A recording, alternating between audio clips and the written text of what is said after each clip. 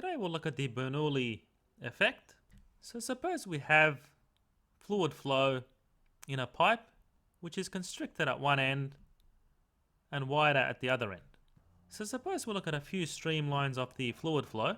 So it's going to look something like this.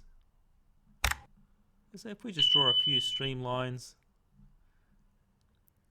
and when we look at the Bernoulli equation for fluid flow, so as we did, we assumed non-viscous flow, steady state laminar flow, and incompressible fluids such as water. Now suppose we choose a couple of points on a streamline. So what we have is point 1 and point 2, and we do an energy balance using Bernoulli's equation between these points. So the pressure at point 1 plus the kinetic energy at point 1 plus the potential energy at point 1 must be equal to that at point 2. Okay, so the total energy at 1 must be equal to the total energy at 2. Okay, so what we have is a pressure term, a kinetic energy term, and a potential energy term. So remember that when taking the potential energy, we just choose an arbitrary reference point. So it doesn't matter where we choose it. So suppose this here is my reference point y equals 0. Then what we have is y1 from this point and y2 from this point to point 2. So effectively, for our special case here, y1 is equal to y2. So therefore the potential energy terms are going to cancel out of that equation. And remember that by continuity, the flow rate is constant. So the flow rate at point 1 must be equal to the flow rate at point 2, as we derived using the conservation of mass. And the continuity equation tells us that if area 1 is less than area 2, so the cross-sectional area of pipe at point 1 is less than that at point 2. And therefore, by continuity, V1 must be greater than V2. Okay, for this to be constant. And consequently, if V1 is larger, then the pressure must be smaller for this equation to hold. Because remember that the total energy must also be constant. Okay, so consequently, given V1 is greater than V2, then the pressure at point 1 must be less than the pressure at point 2. And this here is known as the Bernoulli effect. So if the flow speed is faster, then consequently the pressure is smaller. Okay, so it takes less pressure to move this fluid through a constricted space because you have a lower mass of fluid to push. Okay, so that's one way of looking at it. If we have a larger mass of fluid, then a neighboring fluid must exert a higher pressure to push that fluid through. Now if we attach this U-shaped manometer to the fluid, so this is also known as a Venturi tube, which measures the difference in pressure. Okay, so when this fluid flows through the pipe, we're going to have fluid in this tube, and typically we put a dense fluid in this tube to measure the pressure. So for example, we can fill it with mercury. So given that the pressure at point 1 is less than the pressure at point 2, so on the right hand side you have a greater pressure here at this larger section of pipe. Okay, so because you have a larger pressure, then effectively more of the mercury is going to be pushed downwards than on this side. And therefore the difference of pressure at these points, so I'm just going to call this A and B. So what we have is the pressure at B minus the pressure at A must be equal to the density of the fluid in that Venturi tube. So density of mercury by gravity by the distance between these points. Okay, so remember that the pressure only depends on the density of the fluid and the height. Now some of the applications of the Bernoulli effect is in the aerodynamics of a plane.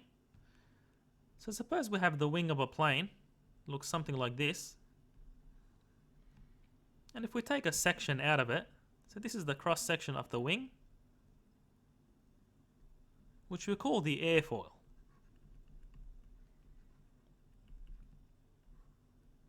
Or aerofoil, depending on which English language you use. Now the flow of fluid above and below this airfoil, so when this plane flies into the wind, so you're going to have these streamlines of flow that are going to be disrupted by the wing. So the streamlines will basically look something like this, and underneath the airfoil, you're going to get the flow being deflected as such. Okay, so that's just an example of the flow. And the assertion in aerodynamic lift is that the streamlines traverse the top and bottom of this airfoil over the same time interval.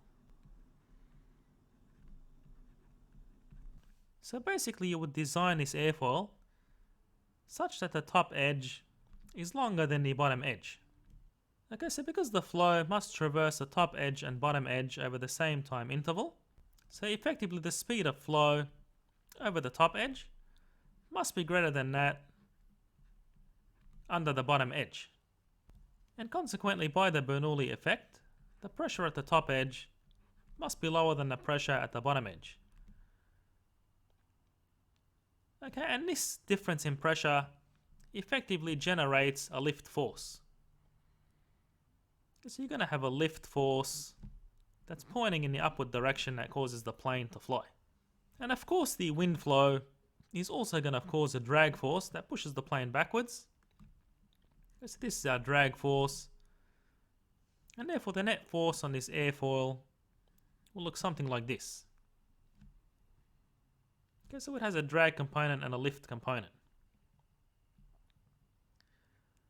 Now another example of the Bernoulli effect is when you look at the top spin of a tennis ball. So if you hit a ball with top spin, so the wind flows in streamlines like this, for example. And as you can imagine, because the ball has top spin, so it's going to have a velocity that looks something like this at the top and bottom points. And therefore, because you have the opposing velocities at the top here, so you can imagine that the speed of the flow at the bottom, in this case, is going to be greater than the speed of the flow at the top. Okay, because the top spin is enabling that in the same direction of the flow. And therefore, by the Bernoulli effect, the pressure at the bottom must be less than the pressure at the top. And therefore, in this case, it's not going to be a lift force. It's going to be a force that's going to cause the ball to drop, which we'll call the Magnus force. Okay, so top spin makes the ball drop faster to the ground. And another example of the Bernoulli effect. So if we look at a house, and if we have wind flow over the roof of this house, so it looks something like this. So it'll be a bit more complex than this, but let's just go with that for now. So you can imagine that the speed of flow under the roof is going to be much less than that on the top. And by the Bernoulli effect, the pressure at the bottom must be greater than the pressure at the top. So therefore, if the wind flow is fast enough over this roof, then you're going to really get a massive pressure differential. Okay, so the pressure at the bottom can be much larger than the top, and that's going to blow the roof off. Okay, so these are just some of the examples of the Bernoulli effect. So therefore, in cyclonic regions, you'd have to design the roof such that it doesn't fly off under high wind pressures. And I'll see you in the next video.